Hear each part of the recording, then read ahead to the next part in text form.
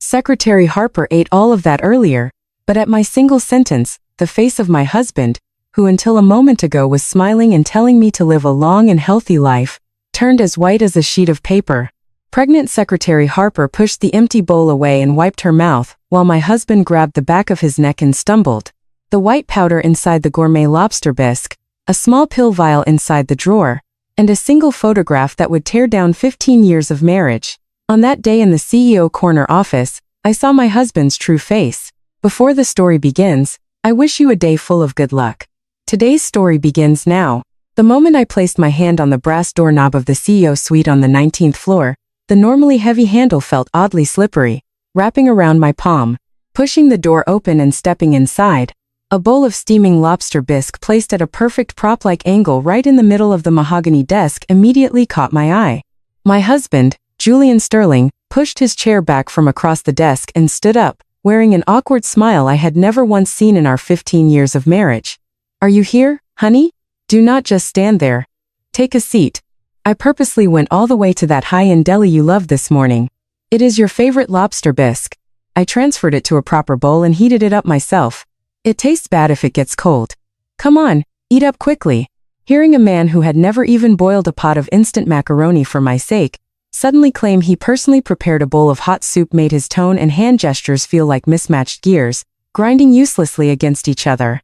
Still, thinking I needed to smile like someone who knew absolutely nothing, I slowly pulled up the corners of my mouth and took a seat at the chair across the desk. "What is the occasion? You even taking care of my breakfast. I am grateful, but it is a bit out of character.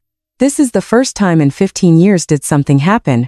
My husband walked around the desk, placed his hand on my shoulder, and awkwardly stroked the line of my shoulder with his palm. I clearly felt a chilling goosebump rise along my spine at every spot his touch lingered. "I have been a bit inattentive lately, but I am your husband. Do you think I would not notice when you look so exhausted? Do not be suspicious of people for no reason and just eat. I bought it from an expensive place. When someone shows sincerity, you should know how to accept it." At that exact moment, the cell phone on the desk rang urgently. My husband flinched, his shoulders twitching as he checked the screen, and he made a show of stepping out into the hallway, claiming it was a call from an important client. "Hold on a second. It is an important call. Do not wait for me. Just keep eating. It tastes bad if it gets cold.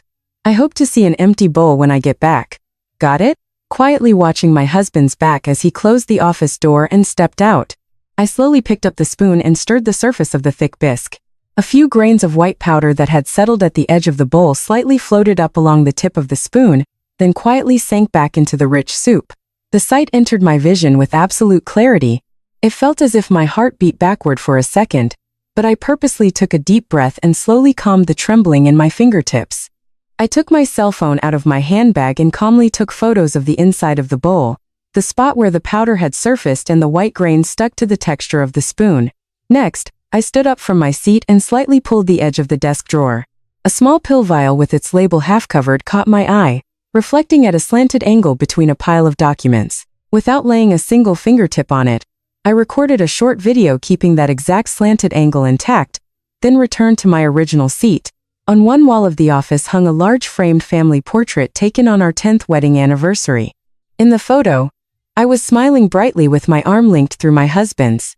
The moment that beaming face overlapped in a single frame with the spoon resting above the bowl on the desk, I felt as if I could hear something slowly crumbling somewhere deep inside my chest. Right then, the office door carefully opened and Secretary Harper Quinn stepped inside, her face looking somewhat yellowish and fatigued, holding a leather portfolio. "Oh, Mrs. Sterling, you came all the way up here. I just had some urgent documents for the CEO to sign. I know the CEO's schedule best, so I stepped in for a moment."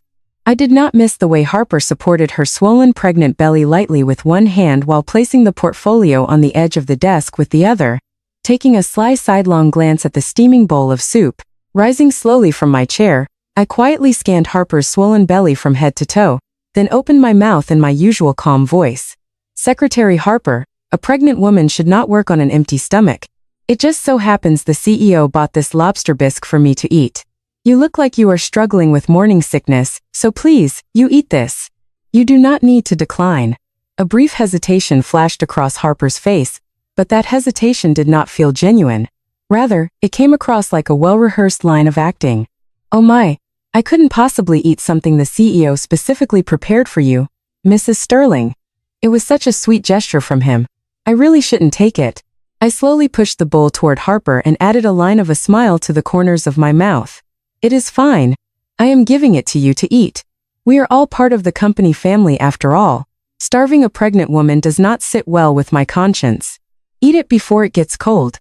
Declining once is enough." The moment those words ended, Harper, as if she had been waiting, pulled the bowl toward herself with both hands and perched slightly on the chair in front of the desk. "Well, if it is your word, Mrs. Sterling, it would be rude of me to refuse. Thank you for the meal. Honestly, my stomach has been empty since morning because I could not eat anything. Perhaps because the CEO bought it. The smell is just wonderful." Quietly watching a faint flush of color return to the back of Harper's hand as she held the spoon. I did not yet know what the white powder was. However, I dropped one chilling conclusion deep into my chest. Absolutely none of this soup must enter my mouth. While Harper greedily scooped up the bisque, 1 spoonful, 2 spoonfuls, as if someone might steal it from her, I purposely took a couple of steps back toward the window, pretending to look down at the landscaping, and secretly took one more photo with my phone. Right as the bowl was nearly showing its bottom, the office door opened again, and my husband walked in, smiling brightly. Having finished his call, "Honey, did you eat it all? Wow, the bowl is completely clean. You really do know good food when you see it. It tastes just like our favorite deli, right? Do you feel your body getting a bit better?" Upon discovering the empty bowl, my husband let out a relieved smile, like someone who had just finished a long overdue homework assignment, and lightly patted my shoulder. "That is my lovely wife. When I take care of you like this, you should eat well without any complaints. You emptied the whole bowl clean. Yes, honey. You must live a very, very long and healthy life. You absolutely must. Got it." Feeling goosebumps rise once again at the spot his touch lingered, I did not let my expression falter even slightly and merely gave a quiet nod. At that exact moment, Harper wiped a drop of bisque from her mouth with the back of her hand and interjected boastfully. "CEO, I was the one who ate that soup. Mrs. Sterling was so affectionate, insisting that it would be terrible for a pregnant woman to starve, and she yielded it to me. I emptied it all without leaving a single spoonful, maybe because Mrs. Sterling gave it to me, or maybe because of your sincerity, CEO. It tasted absolutely like honey." I quietly watched straight on as my husband's complexion turned to the color of dirt in a single instant. "What? What did you say, Harper? Why did you eat that? Who told you to eat that? That was put there for my wife to eat. You ate it all without leaving a single spoonful? Are you kidding me right now? Did you really eat it all?" One early morning last Thanksgiving in my in-laws' kitchen, I was peeling potatoes for the mashed potatoes, the one traditional dish Eleanor insisted I make from scratch every year. As the smell of turkey filled the house, I stared at my own exhausted face in the window, thinking, this is the last year. This is the absolute last year I play this part. I absent-mindedly faced my own exhausted face reflected in the dark window. As the smell of cooking oil clung to the ceiling and settled quietly in one corner of the kitchen, the voice of my mother-in-law, Eleanor, making a phone call to my sister-in-law's relatives, drifted out from the master bedroom, mixing with the sound of the television. "Oh my, Susan, did you hear my son's company revenue doubled again this quarter? It is all because our family's bloodline is superior. Who else's doing could it possibly be?" My hand, which had been flipping the food, paused for a moment, but soon silently continued the motion of scooping the next batch of batter. At the dining table in the living room, my husband, Julian, was tearing open a crate of premium imported Wagyu beef that my own parents had sent as a holiday gift. "Honey, send 2 cuts of this to Director Smith at our client firm, 1 to VP Miller, and 1 to our regional manager. I will have the secretary send you all the addresses, so just handle the packaging for me." Wiping my hands on my apron, I took a step toward the living room and carefully added a word. "My father specifically bought and sent that as a holiday gift for us. If you send it all away to business clients, what about my younger brother's family?" My husband lifted a chunk of Wagyu beef from the cardboard box, gave it a light shake, and let out a scoffing laugh. "Whether it is sent from your parents' house or I receive it from the company, it all comes out of our household budget anyway. What is the difference? Distributing this to clients is what keeps our company alive in the end. Eleanor finally stepped out of the master bedroom, stood casually in front of the beef crate, and without even glancing at her daughter-in-law, directed her words only to her son. Julian, you still need to send a cut to your brother's house. You're the older sibling, you need to step up and do the right thing for the holidays. Under the fluorescent light of the kitchen, the fact that my name was never once called out in relation to the gift sent by my own parents shone coldly. A few days later, at a gathering of the in-law siblings, my brother-in-law set his whiskey glass down with a loud thud on the table and nudged his older brother's shoulder. Hey, man, transfer some of the company shares to my name. I am your actual blood brother. I cannot just sit around sucking my thumb, right? My husband shot a quick sideways glance at me, shrugged his shoulders, and answered smoothly, All right. I will take care of it. It is our family's company anyway. Why would I not give you your share? Listening quietly from the kitchen, I meticulously trimmed an onion on the cutting board one more time with the tip of my knife and set it down. Then, one late autumn afternoon, I received a call from my younger brother, Nolan, saying that our mother had collapsed from a stroke and had been rushed to the emergency room. Gripping the edge of the kitchen sink with one hand, I barely managed to gather strength in my collapsing legs. As soon as I hung up, I informed my husband, who happened to be in the living room, of the situation in a trembling voice. Honey, my mom suddenly collapsed. They say she is in the ER right now. Let us go together.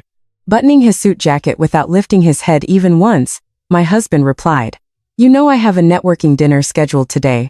You know better than anyone how the company functions if I skip even once. Just go on ahead first. I will see if I can make it after it ends. That single phrase after it ends never led to him crossing the hospital threshold even after a week. Then 10 days had passed. One morning after sleeping fitfully on a cot next to my mother's hospital bed and going straight to work, my husband ran into me in the company lobby. Standing in front of client CEOs, he looked me up and down and threw out a mocking comment. Honey, you are the CEO's wife. What is with that face without a single drop of makeup? You need to pay attention to your appearance when our clients are looking. It is an embarrassment to the company. While the client CEO standing next to him let out awkward laughs, I barely pulled up the corners of my mouth to offer a greeting. When I returned home that night, I quietly placed my mother's hospital bill on the dining table. Eleanor came out of her bedroom and purposely slammed the china cabinet door shut with a loud bang.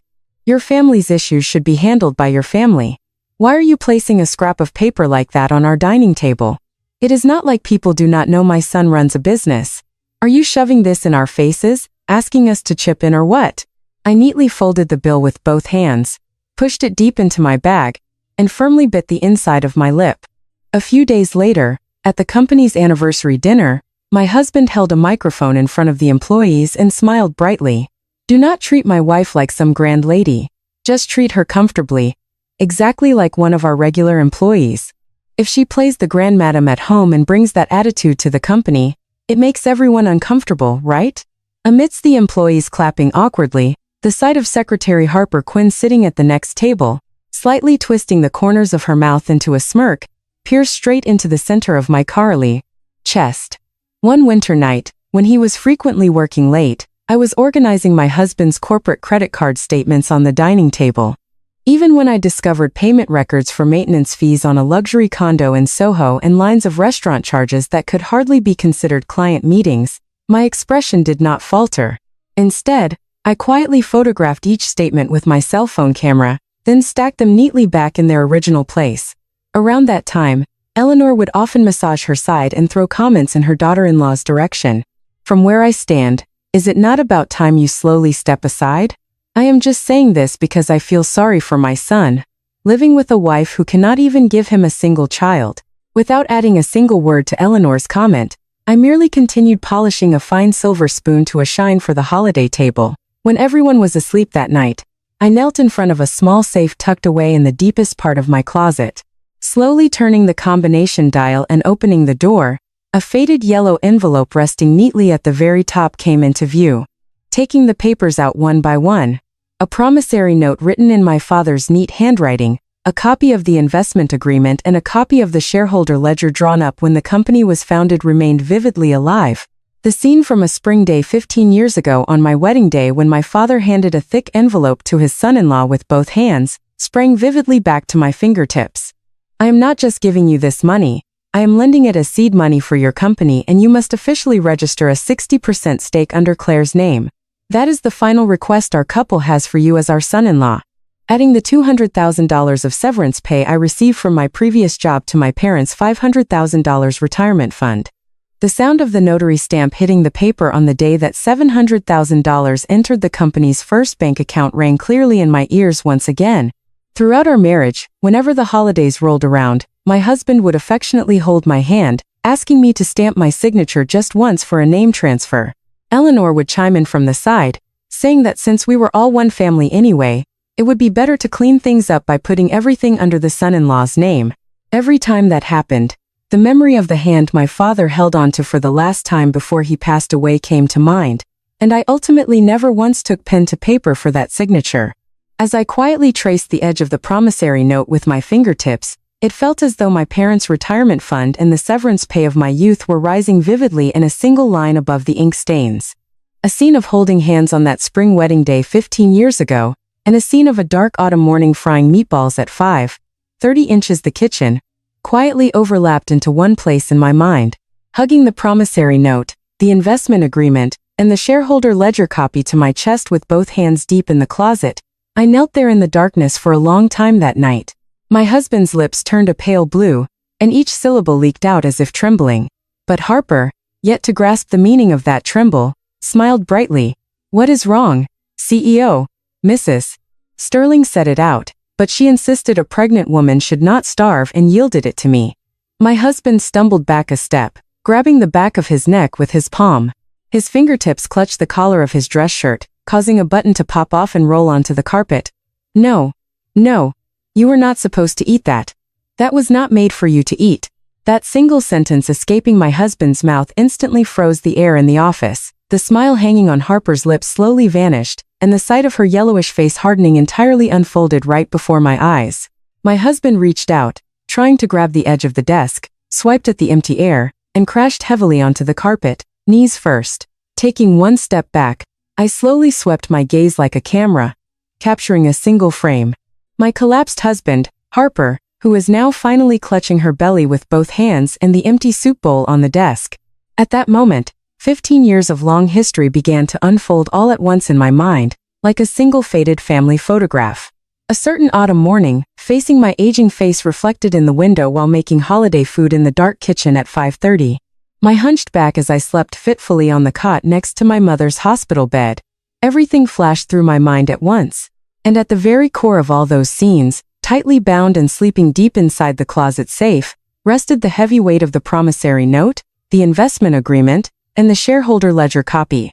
On the day of the company's anniversary gala, as I entered the venue, I immediately crossed paths with Harper, who was dressed in an elegant burgundy evening gown, greeting guests at the entrance. Supporting an event clipboard lightly with one hand, Harper smiled brightly and took a step closer. "Mrs. Sterling, the seating for today has been specially arranged. The seats next to the CEO are reserved for client executives, so we have placed your seat at the table way in the back." In Harper's expression, as she pointed to the furthest table, a long way from the center head table, a completely different shade of a smile was faintly spreading compared to when she brought portfolios into the office. I quietly looked at the far table following her fingertip, and without letting my expression falter, slowly moved my steps toward the edge. In front of the employees who had moved to the after-party, my husband, Julian, holding a drink in one hand, naturally placed his other hand on Harper's shoulder and laughed brightly. "Our secretary Harper is so good at her job. Honestly, rather than my wife, Secretary Harper feels more like the real lady of this company, right everyone?" While the employees let out awkward laughs, I firmly embedded that single scene into my mind, like someone taking a photograph. A few days after the event, I secretly met with the accounting director in a small conference room at the far end of the accounting department in the main building. The director lifted a thick financial file with both hands, quietly placed it on the desk, and opened his mouth in a low voice. "Mrs. Sterling, I brought this separately because I found it strange while reviewing it. A set amount is recorded as going to a client every month, but when I looked up the corporate registry, it is a new entity created last year, a shell company with almost no actual business operations. I traced the wire transfer records, the director pointed out with my fingertip, one line at a time, until I discovered a name registered as the representative. At the very bottom, a name belonging to a close associate of Harper. Director, please make a separate note of this company representative's name, and please ensure this transfer flow absolutely does not leak to any other department lines. The accounting director nodded deeply, then discreetly slipped a single sheet of paper from the pile of approval documents and pushed it across the desk to me. Taking the paper, I instantly recognized that it was a residential lease agreement for a luxury condo in Soho. The tenant line clearly bore the name and signature of my husband, Julian, while the actual residence section clearly stated the name Harper Quinn. How did this document end up in your hands, Director? The director pushed up his glasses and briefly dropped his gaze to the file on the desk. It was accidentally mixed into a pile of documents the secretary's office sent down from the CEO's suite for filing. I initially thought it was a misfiling, but once I saw the signatures, I could not just bury it. Holding the lease agreement quietly with both hands, I spent a long time silently etching every single letter into my eyes. On my way out of the conference room, walking past the CEO's suite hallway, the bright screen of the cell phone sitting on my husband's empty desk caught my eye. Right in the middle of the screen, a text message notification hovered clearly, the name of an Upper East Side fertility clinic, along with a reminder for a routine prenatal checkup at 3:00 p.m. the day after next. I heard the footsteps of my husband turning the corner at the end of the hallway after his phone call, but I quietly stored the phone screen in my memory one last time before slowly slipping out of the office. That evening, in the in-laws' living room, Eleanor tapped her side in front of the television and loudly dropped a remark meant for her daughter-in-law to hear. When I think about how Julian almost ruined our family's legacy by marrying the wrong woman, I still wake up in a cold sweat. If a woman could just give us a grandchild, I'd welcome her into this family, no matter where she came from. Peeling an apple in the corner of the living room, I stopped the blade completely against the skin of the apple and did not add a single word. The next afternoon, my younger brother Nolan visited the company lobby dressed in a neat suit. When Nolan walked straight past the secretary's desk and up to the door of the CEO's office, my husband slowly stood up from his seat and narrowed his brow. Brother-in-law, what brings you here? You should have contacted me before coming. Standing firmly on both feet in front of the CEO's desk, Nolan looked his brother-in-law straight in the eye and spoke.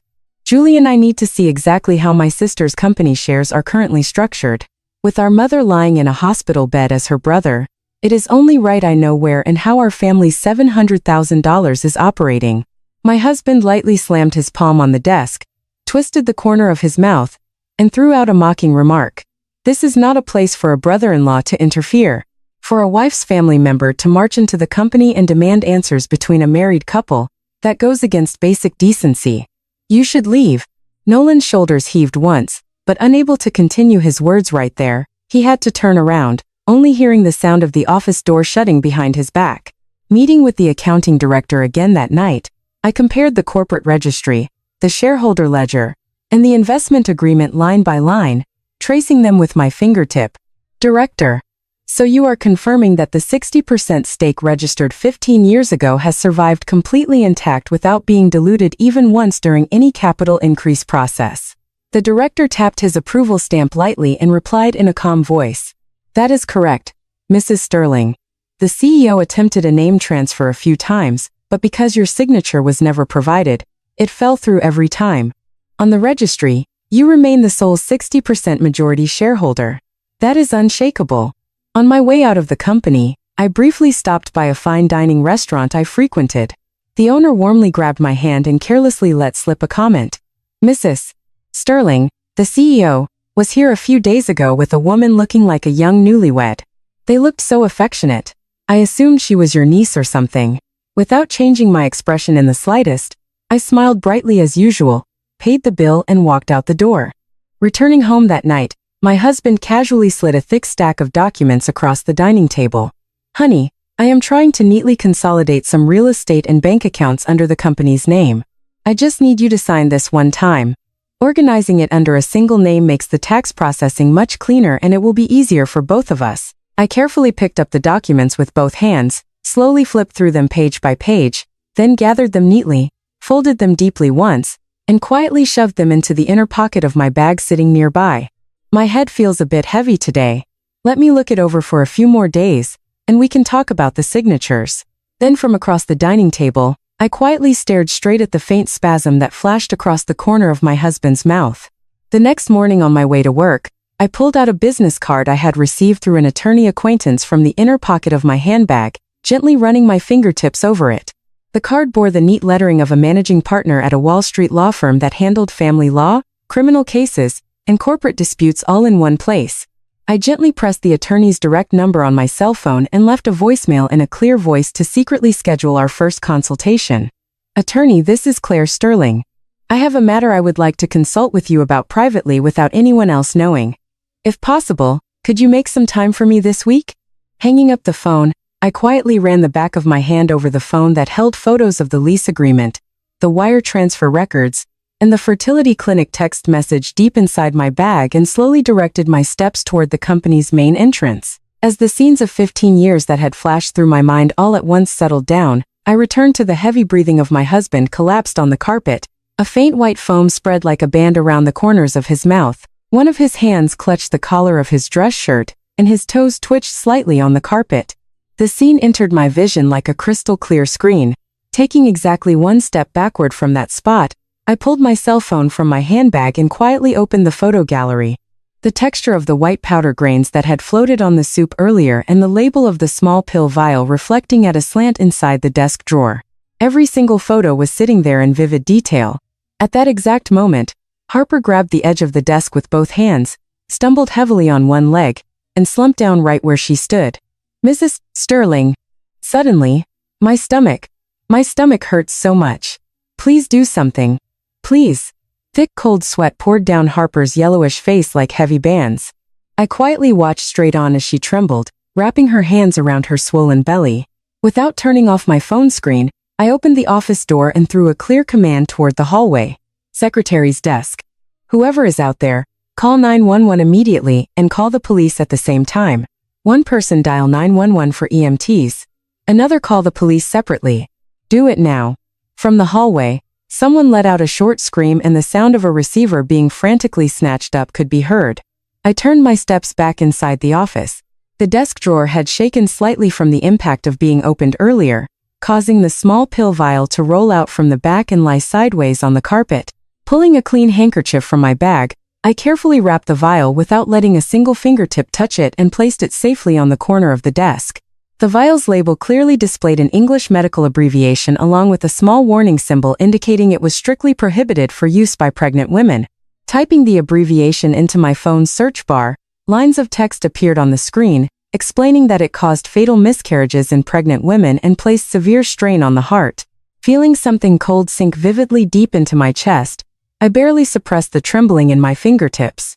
Next, I visually confirmed the position of the small CCTV camera mounted in the corner of the office ceiling and spoke clearly to the head of the secretary's office once more. "Draft an official preservation request immediately for every single frame of the CCTV footage inside and outside the CEO's office from the morning commute hours until now. Call building security separately to ensure nothing is arbitrarily deleted." While the head administrator trembled and gave a short reply of understanding, Harper slumped on the carpet, lifted her cell phone with both hands to call someone for help, but tilted sideways and dropped it. As Harper's phone landed on the carpet, the screen lit up brightly again. In that brief moment, a single text message floating at the very top of the screen entered my vision with absolute clarity. "Can't do lunch today. The wife came in early.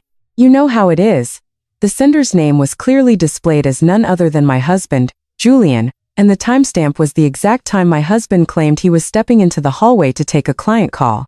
Without laying a finger on it, I took a clear photograph of that screen with my own phone. While the paramedics carrying stretchers rushed into the office, Harper stared blankly at the ceiling, bearing an expression of someone who still could not comprehend why she had collapsed like this. "Mrs. Sterling, why am I like this? Did I eat something wrong? That soup? Was something wrong with that soup?" Without adding a single word to Harper's trembling voice, I quietly extended the handkerchief-wrapped vial toward the paramedic, checking her vitals. "This is a drug highly likely to have been inside the soup the patient consumed. Please make sure the ER checks this immediately." While the paramedic gave a short nod and carefully placed the vial into a plastic evidence bag, Another team of EMTs on the other side of the office was sliding a stretcher under my husband's shoulders and legs. As two detectives subsequently opened the door and entered the office, I politely handed over the yellow envelope I had prepared in advance with both hands. Photos of the soup bowl and powder, a copy of the video and photos on my phone, the secured vial, photos of the inside of the desk drawer, and the CCTV preservation request. I have gathered them all in this envelope. The original video preservation request has already been filed with building security.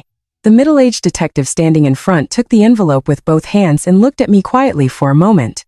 Ma'am, it could not have been easy to organize all this in such a situation. Once the ER treatments are concluded, we will hear your detailed statement at the precinct. From one corner of the secretary's office, two employees covering their mouths with the backs of their hands could be heard quietly whispering to each other. The CEO always took such good care of his wife's health, and now he is the one collapsing like that. But why is Secretary Harper collapsing too? Rumor has it she is pregnant. How did they both go down at the same time? Even in the very spot where those whispers could be heard, I did not offer a single word of excuse.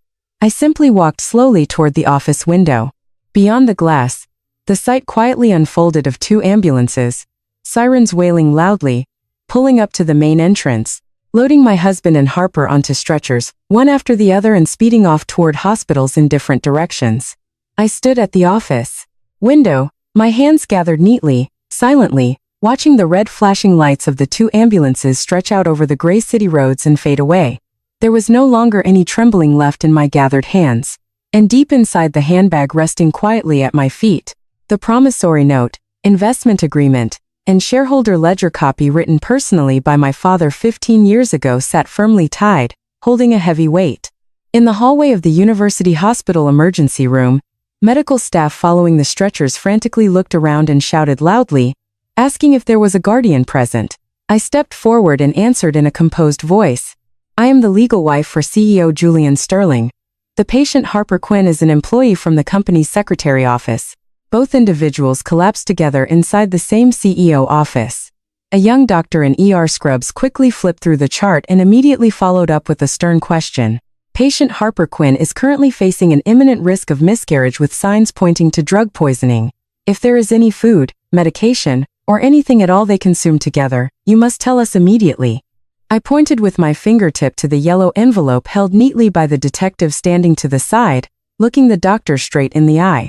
A bowl of lobster bisque, a white powder mixed inside it, and a pill vial that rolled out of the CEO's desk are the core items. The vial was secured by the paramedics into a separate bag and brought up here to the ER. The middle-aged detective beside me pulled the handkerchief-wrapped vial and the phone evidence out of the envelope and calmly added a word to the doctor. This vial has been submitted for official preliminary testing to the state crime lab. We ask for your cooperation to ensure the results are shared with the attending ER physicians. Amidst the constant rush of footsteps in and out of the ER treatment rooms, less than an hour had passed before my mother-in-law, Eleanor, came running down the far end of the hallway, clutching the hem of her black coat in one hand. As soon as Eleanor spotted me, she sprinted over, grabbed my collar fiercely with one hand, and screamed in a shrill voice, "You wicked thing! What on earth did you do to my son? What did you do to make my boy lie there like that?" Taking one calm step backward, I gently removed Eleanor's hand from my collar and did not utter a single word of excuse. The detective standing nearby stepped between us, separating Eleanor, and calmly intervened. "Ma'am, we will explain the details of the ongoing investigation shortly. First, there must be no disturbances among family members in the ER hallway." More shrill sounds poured from Eleanor's mouth, but I slowly turned my back on that spot and moved my steps toward the maternity ward. In the maternity ward, Harper, who had narrowly escaped a miscarriage, clutched her swollen belly with both hands on the hospital bed, letting out a long sob in response to the detective's first question. "Detective, I will tell you everything. It is CEO Julian's baby. I was promised the wife's position. He said he would move me to the vice president spot as soon as it opened up." Harper's sobs broke off syllable by syllable, only to resume as another stream of confessions spilled out sequentially. "The condo in Soho, the CEO, signed the lease under his own name for me. Company funds were deposited every month into a corporate account I set up under an acquaintance's name. I really did not know it would be such a huge problem."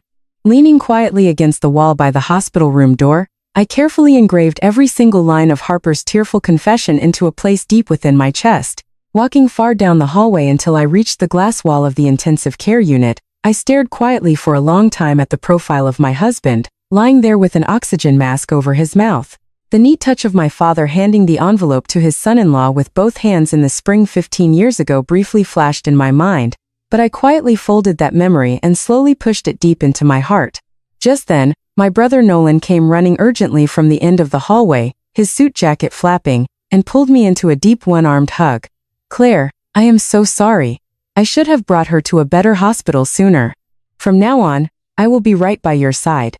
I rested my forehead quietly on my brother's shoulder for a moment, then slowly straightened my posture, looked him in the eyes, and spoke calmly. "Nolan, let us gather all the deposit records of our family's funds, the promissory note, the investment agreement, and the shareholder ledger copies into one place. This cannot be delayed any longer." My brother nodded deeply and gently enveloped my hands with both of his. That evening, moving to the police precinct interrogation room, I neatly placed the separately organized evidence packets on the desk one by one. The copies of the corporate credit card statements, the Soho condo lease under Harper's residency, the photo of the fertility clinic appointment, the pictures of the bisque and the powder, the CEO office CCTV footage, and the preliminary toxicology report for the vial. Facing the desk neatly arranged with these items, the detective sitting across from me let out a long sigh. "Ma'am, with this much evidence, this is no longer a simple embezzlement case. It paints a clear picture for an attempted murder charge. We will review filing for an arrest warrant with the prosecutor's office tonight." The interrogation room door opened once, and Eleanor, having barely been guided in as a guardian, sat in a chair to the side, trying to gently hold her daughter-in-law's hands. "Claire, please, just this once. Just cover this up for the sake of our family's honor. You know what will happen to our family name?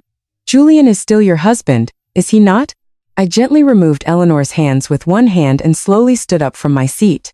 That night, receiving a call from her lawyer that an arrest warrant for her son's attempted murder charge had been officially filed, Eleanor called her daughter-in-law directly for the first time in their 15-year marriage, begging in a trembling voice, "Claire, honey, please save him just this once. Our family's entire reputation is about to collapse instantly. How can a daughter-in-law do this to her husband's family?" Without adding a single word of reply to that trembling voice, I quietly pressed the end call button with my fingertip. Exiting the hospital lobby, deep inside my handbag lay the promissory note, the investment agreement, and the shareholder ledger copies personally written by my father 15 years ago, tied tightly, carrying the heavy weight of an invoice, ready to collect a 15-year debt. The next morning, across a long mahogany table in a Wall Street law firm conference room, I quietly untied the knot of the yellow envelope. From inside, the promissory note, the investment agreement, the shareholder ledger copies, and the transfer receipt for my family's $700,000 were spread out neatly in a row. Sitting across from me, the managing partner pushed up his glasses and meticulously traced each document with his fingertip. "Miss Sterling, legally and on the registry, the absolute 60% majority shareholder is exactly you. Since CEO Julian Sterling has been indicted and detained, making him unable to perform his duties, you can immediately request the convening of an extraordinary general meeting of shareholders as the 60% stakeholder." I took a deep breath, then neatly gathered both hands on the table and answered in a crisp voice. "Then please file the request immediately. I will not let a single share slip away." A few days later, a notice convening an extraordinary general meeting of shareholders under the name of 60% stakeholder Clare Sterling was posted neatly on the bulletin board in the company's first-floor lobby. Two employees looking at the notice covered their mouths with the backs of their hands and whispered to each other, "Mrs. Sterling. Our Mrs. Sterling was originally the 60% shareholder. We all thought it was the CEO's company, but the real owner was Mrs. Sterling all along." On the day of the general meeting, taking my seat at the head of the boardroom table, I submitted a resolution to dismiss my husband as CEO under my authority as the 60% stakeholder, and the motion passed on the spot without any significant opposition. Immediately following, at the board of directors meeting held in the same room, the motion to appoint a new CEO was passed, accompanied by the crisp sound of pens, decisively signing the approval documents line by line. After all the meetings concluded, I returned to the empty boardroom and stood quietly in front of the nameplate on the main desk. I slowly lifted the nameplate reading CEO Julian Sterling with both hands, set it quietly on the edge of a side table, and placed the newly engraved CEO Clare Sterling nameplate neatly front and center. I felt the version of myself who stood in the kitchen at 5:30 inches the morning for 15 years, and the version of myself placing the nameplate here today quietly overlapping into one. A few days later, around lunchtime, my brother-in-law and sister-in-law stormed into the middle of the company lobby, raising their voices. "Clare, where is Clare? Let us settle this as a family. How can you just cut out your husband without a single word of discussion with his siblings? Sister-in-law, let us just meet and talk once. We are family after all, family." Looking down at the scene quietly through the glass window of the boardroom, I delivered a single instruction to the head of security in a crisp voice. "Those two individuals. Register them officially as banned from the premises starting today.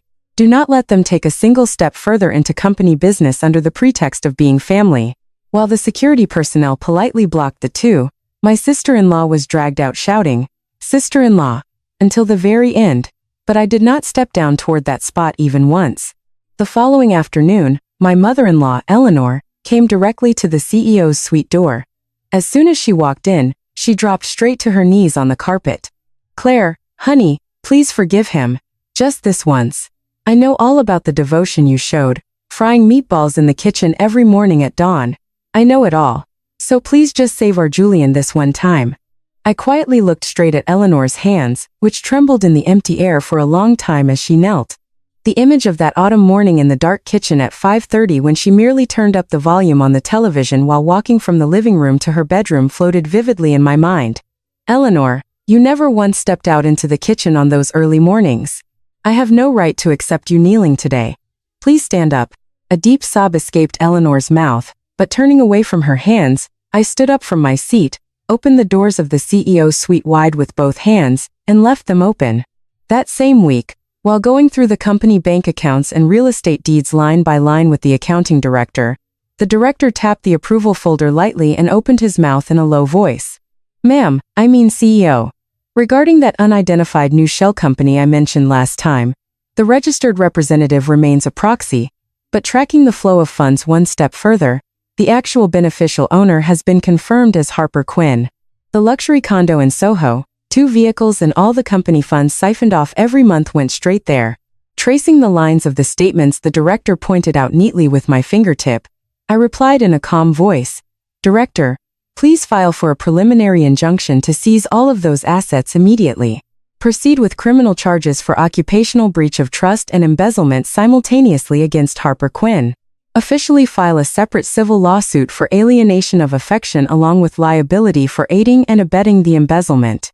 A few days later, my husband's defense attorney visited the CEO's suite in a sharp suit, smoothly sliding a thick settlement agreement across the desk. "CEO Sterling, Julian Sterling's side has prepared a settlement sum. The request is for you to withdraw all lawsuits in one go from the criminal charges to the civil claims if possible."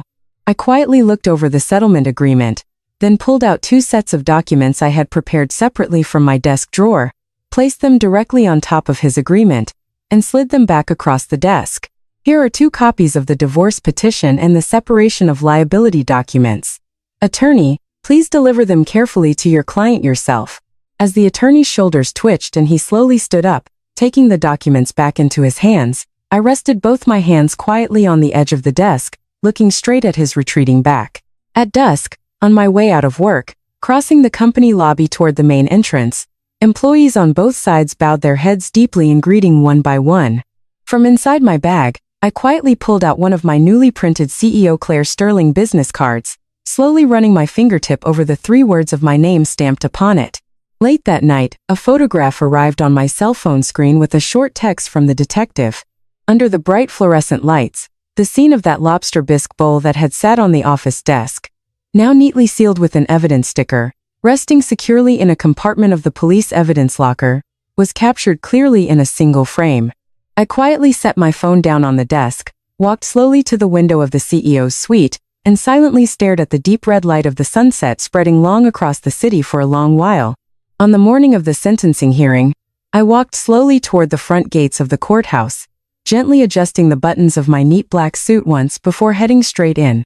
Entering the courtroom, I took my seat perfectly in the middle of the front row of the gallery, resting both hands neatly on my lap.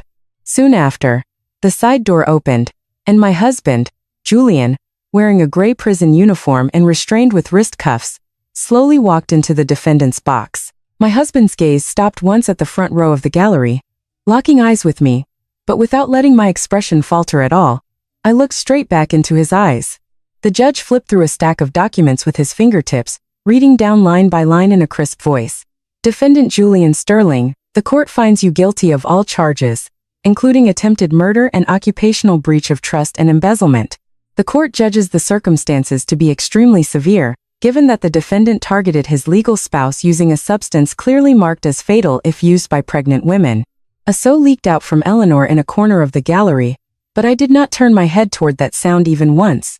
The judge quietly pressed a single sheet of paper, reading out the sentence line by line in a crisp, uncompromising voice.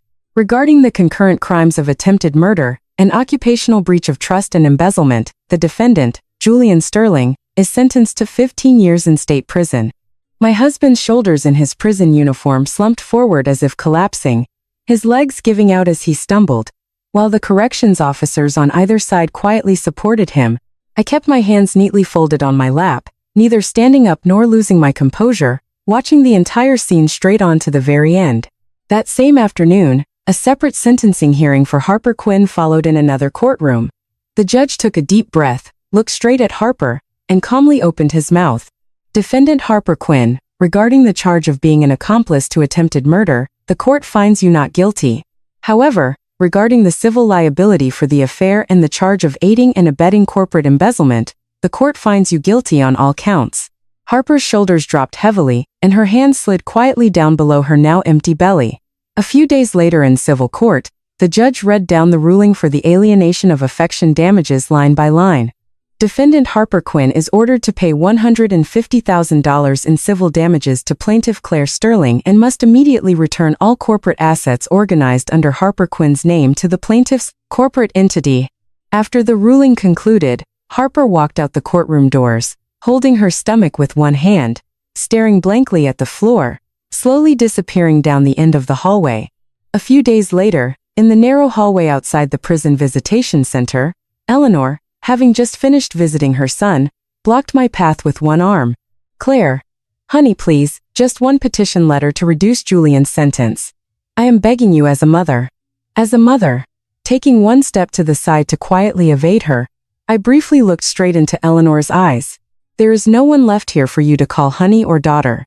I am simply Claire Harrison. I am not a member of your family either." I quietly watched Eleanor's hand tremble in the air before dropping heavily to her side, then slowly took my steps down the end of the hallway, one pace at a time. A few days later, beside a bed by the window in my mother's hospital room, where the bright sunlight poured in, I quietly knelt down and took my place. From my bag, I pulled out the bank book showing the recovered $700,000 of family funds, along with the statement of the damages awarded, holding them neatly with both hands and placing them gently onto my mother's frail hands. "Mom, that envelope you and Dad handed over to your son-in-law 15 years ago. Today I am returning it exactly as it was back into your hands. I am so sorry for everything all this time, Mom."